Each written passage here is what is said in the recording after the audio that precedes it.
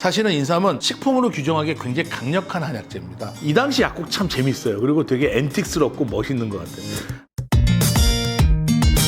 237페이지 여기 보면 상한론이라는 책이 있습니다. 장준경 선생의 책인데 상한잡병론은 의학의 성인이라 부리는 후한에 걸출한 의학자 장준경이 당대와 그 이전 중국 의학학의 정수를 뽑아 저술한 책으로 임상 경험이 결합되어 있다는 점에 특기할 만하다.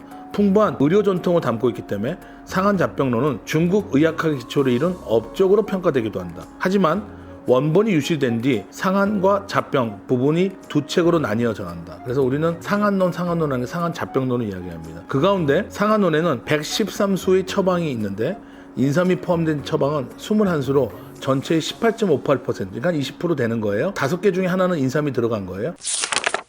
인삼이 포함된 이 처방들은 현대의 분류 방법에 따라 정리하면 6가지로 요약할 수 있다. 청열제, 그러니까 열을 맑게 해줘. 나는 열이 있는 체질이라 인삼이 안 받아 틀려요. 인삼이 안 받는 체질은 있지만 열이 있어야 돼요. 그 열이 좋은 명현 반응이에요. 인삼 먹고 열이 올라오는 거를 논문으로 SCI급 논문 내가 살펴보니까 그 열이 우리 몸에 좋은 작용을 합니다. 단 인삼이 안 받는 체질은 열이 나고 난 다음에 나쁜 현상들이 나타납니다. 종기나 뾰루지가 난다든가 아니면 속이 쓰리다든가 아니면 몸이 아프다든가 이런 반응들이 나타날 수 있어요. 그렇지만 열이 난다고 해서 나쁜 반응은 아니라는 걸 꼭 기억하십시오. 청열제, 열을 맑게 하는 작용이 있어요. 두 번째, 화해제. 우리 몸에 뭔가 안 좋은 독소가 나오면 잘 해독하고 화해하는 작용이 있다. 세 번째, 이기제. 이걸로 많이 외워요. 이기제는 뭐냐면 기를 돌리는 데는 인삼만한 게 없다. 기를 돌리는 데 인삼, 혀를 돌리는 데는 당귀. 이렇게 얘기합니다. 그리고 온리제. 속을 따뜻하게 한다. 여기서 우리가 배워볼 수 있어요. 왜 여름철에 삼계탕을 먹느냐? 더워 죽겠는데 왜 인삼도 덥고 닭도 덥고 삼계탕도 더운데 왜 이 삼계탕을 먹느냐? 간단합니다. 여름에 덥죠? 속은 추워. 그래서 삼계탕을 먹어요. 겨울엔 냉면 먹죠? 겉이 추워. 그러니까 속이 더워. 그 냉면을 먹는 거예요. 그래서 겨울 음식은 냉면이요, 여름 음식은 삼계탕이 됩니다. 근데 난 삼계탕만 먹으면 안 좋아. 먹지 마십시오. 그분 삼계탕이 안 받는 거예요. 그분은 뭘 먹으면 됩니까? 장어 드시면 됩니다. 장어와 삼계탕이 반대예요. 닭은 날개가 있죠. 기가 위로 올라가요. 거기 인삼이 뜨겁죠. 거기다 뭐 들어가죠? 마늘, 찹쌀, 후추 들어가죠. 대추도 들어가죠.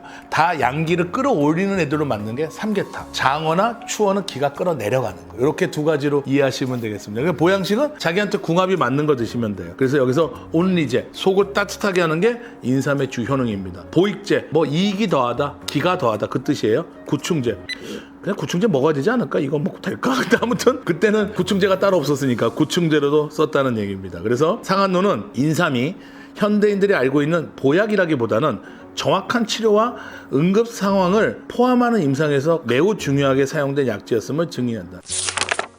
보약과 일반 치료약을 좀 구별을 할 필요가 있어요. 우리가 보한다는 거는 더한다는 얘기고 사한다는 건 던다는 얘기예요. 그래서 침도 보사법이 있고 한약도 보사가 있습니다. 인삼이 이쪽을 보한다고 해서 무조건 보약이다 이렇게 생각하지 마시고 보약 중에 인삼을 많이 활용한 건 사실이라는 것도 알아두시면 좋습니다. 우리나라가 참 잘한 게 인삼을 식품으로 규정한 게 참 잘해요. 왜? 인삼을 식품으로 규정했기 때문에 해외 수출이 가능했다는 거죠. 사실은 인삼은 식품으로 규정하기에 굉장히 강력한 한약재입니다. 근데 인삼을 식품으로 규정했기 때문에 고려 인삼, 우리나라 인삼과 홍삼이 세계로 수출할 수 있는 토대가 됐다는 점은 굉장히 저는 의미가 있다고 봐요. 아주 지혜로운 행정의 결단이었다 이렇게 생각합니다. 인삼과 홍삼과 이걸 실제로 이제 건강식품으로 만드는 개발자로서 이 책이 갖는 의미는 굉장히 저에게는 좀 진하게 와닿았습니다. 그래서 인삼에 대한 세계사에서 우리가 정말 한국인 인삼 종족으로서 다시 붐업됐으면 좋겠다는 생각이 듭니다.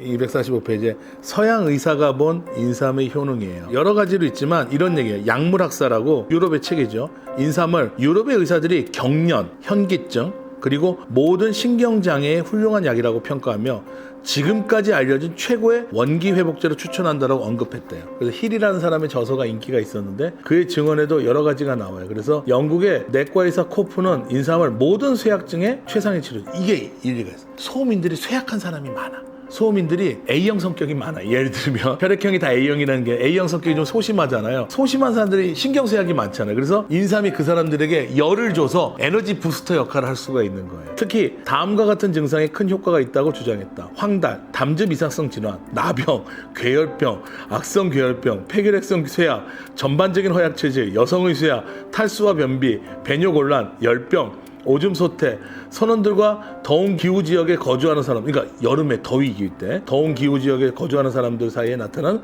괴혈병, 황열병, 탈수 등의 장애, 원기를 보충하기 위해서 인삼을 처방한 게 서양 의사들도 많았다는 기록을 살펴볼 수가 있습니다. 그리고 여기서 보면 그림도 나오는데요. 맥박을 잽니다. 우리 진맥하듯이 서양의 약사들이 더 이렇게 맥박을 재요.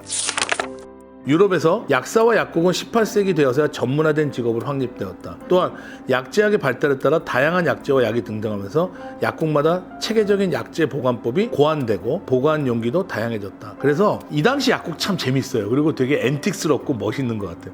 이런 식으로 한번 한약방을 좀 해볼까? 재밌을 것 같아요. 유럽은 좀 멋이 좀 있다. 우리가 한약방에서 보는 그 멋과 또 다른 서양의 약방의 맛이 있습니다. 그 다음에 249페이지 보면 당장 또 도움이 되는 걸 또 우리가 한번 얘기해야죠.